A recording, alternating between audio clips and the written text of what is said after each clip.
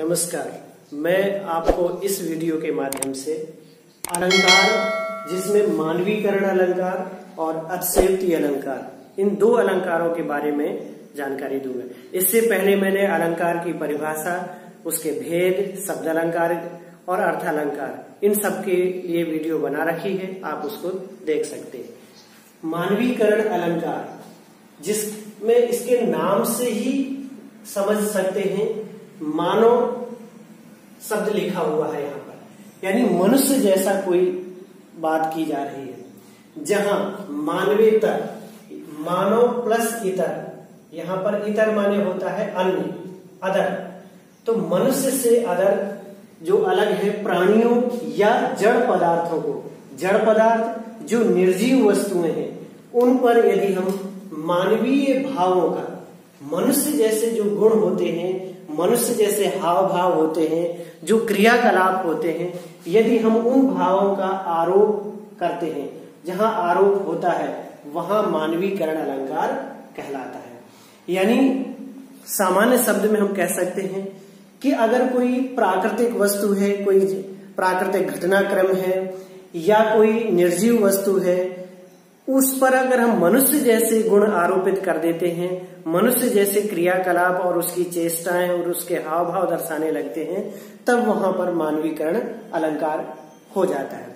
जैसे हम आसपास की चीजों से, हमारे घर है, हमारा मकान है, हमारे फर्नीचर है, हमारा बेड है, अगर ये भी बोलने लगे, ये भी अपने बातें कहने लगे, तब हमें ये पता चलेगा कि वो क्या सोचते हैं हमारे बारे में। तो इस तरह से हम उनका मानवीकरण कर देंगे, क्योंकि हमें पता है कि हमारा फ्रिज, रेफ्रिजरेटर बोलेगा नहीं, लेकिन अगर हम ये देखें कि अगर उसमें भी बोलने की क्षमता होती, उसमें भी मनुष्य जैसे गुण होते, तो वो अपने भाव व्यक्त कर सकता था।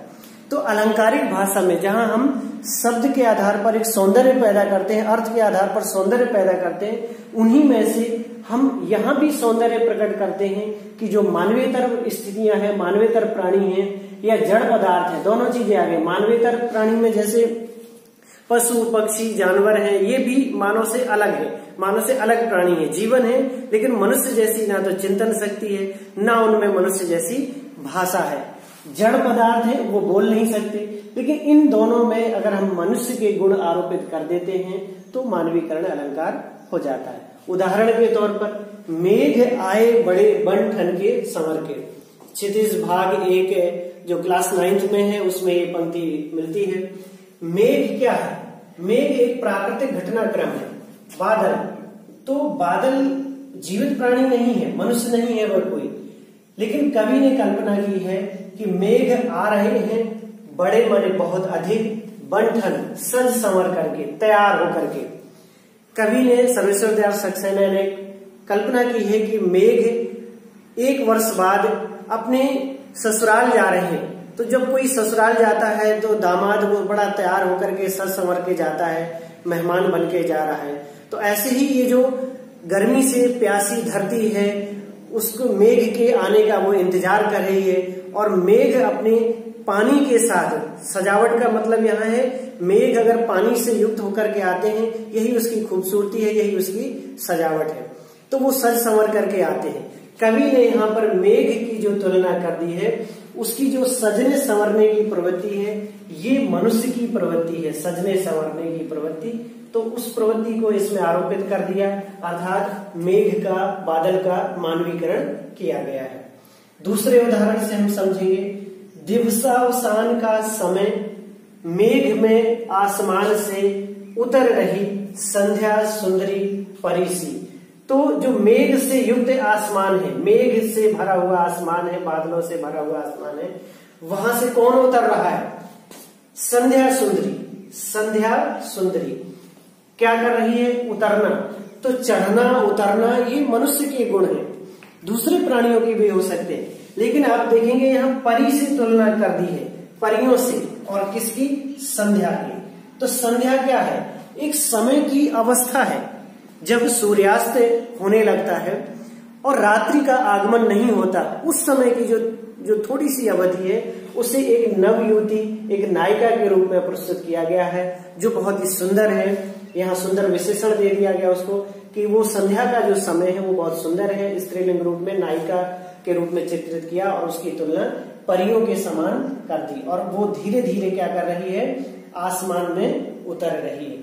तो मेघ में आसमान में ये जो उतरने की क्रिया है, धीरे धीरे की क्रिया है, परियों से तुलना की गई है, ये सब मानवीय गुण हैं जो किस पर आरोपित किए गए हैं, इस संध्या पर। संध्या यहाँ पर शाम की वो एक अवस्था है। इसमें दूसरे अलंकार भी हो सकते हैं, ये आप ध्यान देंगे सभी कि एक ही काव्य पंक्ति में या एक से अधिक अलंकार भी हो सकते हैं, लेकिन आपको सिद्ध करना होगा या बताना होगा। यहाँ पर संध्या का मानवीकरण है, लेकिन जो ये तुलना की है परियों सी वाचक, यहाँ उपमा अलंकार भी है, परियों के समान माना है किसको, तो संध्या यहाँ उपमेय हो गया और परि क्या हो गया, उपमान। तो यहाँ उपमा अलंकार भी है, लेकिन अभी हम इसका उदाहरण संध्या का मानवीकरण करने के कारण इसको मानवीकरण अलंकार माना है। लास्ट इसमें अगर हम एक और उदाहरण देखें, फूल हंसे कलियां मुस्काई, तो फूल आप जानते हैं सभी और कलियां जानते हैं, फूल खिलने से पूर्व की अवस्था। तो ये एक है जो मानवेतर जीवन, यानी आप कह सकते हैं पेड़ पौधों में जीवन है, तो पेड़ पौधों में फूल जो निकल रहे हैं उसमें कलियां निकल रही हैं, उनकी क्रियाकलाप कैसे, कवि ने क्या कल्पना की है, हंसना और मुस्कुराना। तो ये हंसना और मुस्कुराना ये मानवीय गुण है। तो फूल और कलियों में मानवीय गुण आरोपित करके इनका क्या किया है, मानवीकरण अलंकार। यही इसका सौंदर्य है, यही भाषा का चमत्कार है, यही साहित्य का गुण है। जहां आप हूबहू अगर जो के जो सीधे कहेंगे कि फूल बहुत अच्छे लग रहे हैं, ये एक सामान्य वाक्य रचना है, या फूल बहुत सुंदर हैं, तो फूल कलियां खिल रही हैं, तो ये एक सामान्य भाषा है जहां आप सीधा सीधा अर्थ समझ रहे हैं। लेकिन जब इसी को हम साहित्यिक भाषा में प्रकट करते हैं, फूलों का हंसना, कलियों का मुस्कुराना, तो भाषा में भी और हमारे मन मस्तिष्क में भी एक सौंदर्य भर जाता है। तो आप इसमें मानवीकरण अलंकार आप समझ गए होंगे। अगला अलंकार अतिशयोक्ति मैं आपको बताता हूं। अब अतिशयोक्ति अलंकार, अतिशयोक्ति का अर्थ होता है अति माने अधिक। अति माने क्या हो गया, बहुत अधिक, किसी चीज की अधिकता। और आप देखेंगे अतिशय ये हो गया, और प्लस उक्ति। उक्ति माने होता है कथन, यानी कोई चीज कही जाए। तो अलंकार के नाम से ही आपको क्लियर है कि जहां किसी गुण या स्थिति लोक मर्यादा, स्थिति का लोक मर्यादा से अधिक बढ़ा चढ़ाकर वर्णन किया जाए, वहां अतिशयोक्ति अलंकार होता है। तो आप देखेंगे क्या चीज है आपके पास, कोई गुण है, कोई सिचुएशन है, कोई स्थिति है, या किसी भी बात को लेकर के जब आप लोक माने समाज, लोक माने क्या होता है, समाज। तो समाज की जो एक सीमा है, एक दायरा है, या हम अपने आसपास जो घटनाएं लगभग एक समझ सकते हैं कि हाँ ये चीज हो सकती है, या ये चीज कर पाना व्यवहारिक है। असंभव तो कुछ भी नहीं है, बहुत सी ऐसी चीजें हैं जिसे हम सोचते हैं कि ये नहीं हो पाएगा, लेकिन लोग कर देते हैं, तो वो अपवाद हो गए। लेकिन व्यवहारिक रूप में जिसे हम सोचते हैं कि ये समाज की सीमा के दायरे में है, ये चीज की जा सकती है, अगर इस तरह से कोई कार्य करेंगे तो इस तरह का परिणाम आएगा, तो वो होती है समाज की सीमाएं, लोक मर्यादा जिसे कहते हैं। तो उससे भी अगर हम कोई चीज बहुत अधिक बढ़ा चढ़ा करके वर्णन करने लगते हैं, तब यहाँ पर अतिशयोक्ति अलंकार होता है। उदाहरण के तौर पर, हनुमान की पूंछ में लगन न पाई आग, लंका सिगरी जल गई, गए निशाचर भाग। तो रामचरितमानस का प्रसंग है, लंका कांड का। आपको पता है कि जब मेघनाद के द्वारा हनुमान जी को कैद कर लिया जाता है, रावण की सभा में उन्हें उपस्थित किया जाता है। रावण पहले तो उनका वध करना चाहता है, लेकिन विभीषण के हस्तक्षेप से उनकी पूंछ में आग लगाने की योजना बनाई जाती है। तो कहते हैं बहुत सारा कपड़ा लपेटा गया, हनुमान जी ने पूंछ को बहुत बड़ा कर लिया, और जब आग लगाई तो आग लगाते ही वो क्या हुआ कि वो एक महल से दूसरे महल उसमें उछल कूद करते हुए उन्होंने पूरी लंका में आग फैला दी, जिसका उन्होंने अनुमान नहीं किया था। तो यहां पर ये घटनाक्रम है आग की तीव्रता को दर्शाने के लिए, यानी आग जिसका उन्होंने अनुमान नहीं किया था कि इस तरह से पूरी लंका में आग लग जाएगी। वो पूछ को जलाना चाहते थे। तो इसकी तीव्रता, इसकी अधिकता को दर्शाने के लिए कवि ने कौन से अलंकार का प्रयोग किया? अतिशयोक्ति का। यानी उसको आग कहीं लगती है, जलती है धीरे धीरे चीजें, लेकिन उसको बहुत अधिक दिखाने के लिए क्या किया कि पूंछ में लगन न पाई आग, कि आग तो लग ही नहीं पाई अभी। और अगर जब आग लगेगी नहीं तो कैसे कोई चीज जल सकती है? आग न लग पाई और लंका सारी क्या हो गई? जल गई, यानी आग लगने से पहले ही जल गई। तो ये चीज लोक मर्यादा से अधिक है। ऐसा संभव नहीं होता है कि कोई चीज कहीं आग ना लगे और सब कुछ जल जाए, और निशाचर भी भाग गए।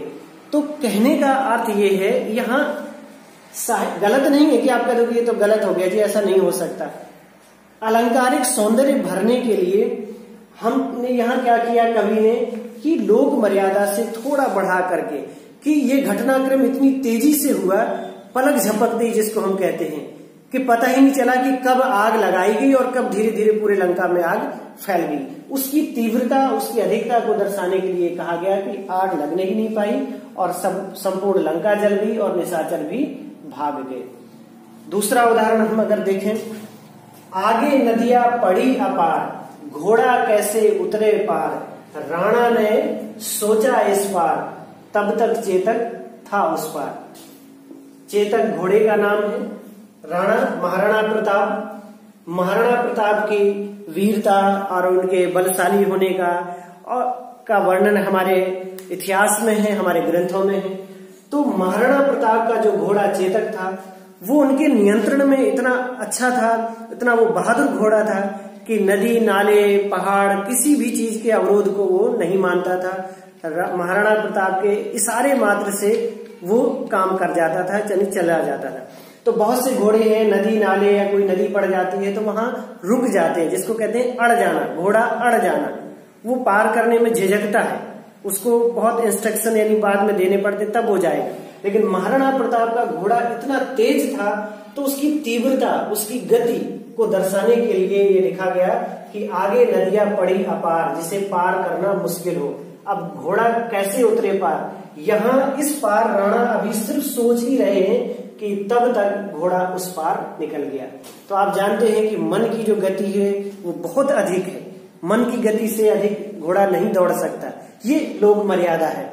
लेकिन घोड़े की फास्टनेस, घोड़े की तीव्रता को दर्शाने के लिए कवि ने ये कल्पना की, अतिशयोक्ति अलंकार का प्रयोग करते हुए कहा कि राणा ने जब तक ये सोचा, यानी ये प्लान बनाया कि कहां से वो पार करे, इस पार से उस पार जाए, तब तक क्या हुआ कि जो चेतक है वो उस पार निकल गया, उस पार चला गया।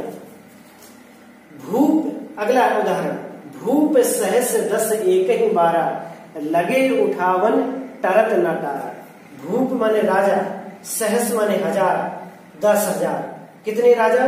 10,000 एक ही बार में धनुष को उठाने लगे। सीता स्वयंवर का समय है। सीता के स्वयंवर के धनुष की जो विशालता थी, उसकी गंभीरता का वर्णन है, जिसमें अनेक राजा उपस्थित हुए थे। और कवि ने उस दृश्य को दर्शाने के लिए कि अनेक राजाओं ने प्रयत्न किया लेकिन वो धनुष की प्रत्यंचा नहीं चढ़ा सके, तो कवि ने उसको अतिशयोक्ति अलंकार में बांधते हुए कहा कि एक ही बार में 10,000 राजाओं ने प्रयास किया लेकिन उठाना तो दूर, टरत न टारा, उसे टाल भी नहीं सके, उसे हिला भी नहीं सके। तो ये एक अलंकारिक सौंदर्य है अतिशयोक्ति का, जिसमें कि 10,000 राजा अगर किसी धनुष को उठाएं और ना उठा पाए, ये बड़ा आश्चर्यजनक है। हम मान भी लें कि धनुष की विशालता बहुत अधिक थी, तो उसकी व्यवहारिकता भी नहीं है। सीता का, राजकन्या का विवाह एक ही वर्ष से होगा, 10,000 लोगों से नहीं होगा, कैसे आप तो ये एक लोग कुतर्क कर देते हैं कि ऐसे कैसे हुआ, 10,000 आदमी उठाएंगे तो सीता किससे विवाह करेगी। यहाँ जो इसका सीधा अर्थ है वो कवि लेना ही नहीं चाहता है। कवि एक ही आदमी की बात कर रहा है, एक ही राजा की, क्रमशः कि 10,000 राजाओं ने प्रयास किया लेकिन उसे टाल भी नहीं सके। उस सौंदर्य को दिखाने के लिए उन्होंने अतिशयोक्ति का प्रयोग किया, लोक मर्यादा से अधिक बढ़ा चढ़ा करके लिख दिया कि एक ही बार में 10,000 राजा प्रयास किए लेकिन वो टाल नहीं सके, हिला डुला नहीं सके। तो इस तरह से आपने अतिशयोक्ति में समझा कि किसी चीज का हम जब बढ़ा चढ़ा करके वर्णन करते हैं, समाज की सीमाओं से, समाज की व्यवहारिक सीमाओं से जब हम आगे जाकर के कोई चीज कहना चाहते हैं तो वो उसका सौंदर्य होता है, उसकी हम अधिकता, उसकी तीव्रता दिखाना चाहते हैं, इसलिए अतिशयोक्ति का प्रयोग किया जाता है। तो मैंने इस वीडियो में आपको मानवीकरण अलंकार और अतिशयोक्ति अलंकार की विशद व्याख्या की। अन्य अलंकारों के लिए आप मेरी दूसरी वीडियो लिंक में जाकर के देखेंगे, और अगर आपको ये वीडियो पसंद आती है तो आप स्वयं तो देखेंगे ही, अपने मित्रों को, अपने साथियों को शेयर करेंगे। धन्यवाद। लाइक भी करेंगे।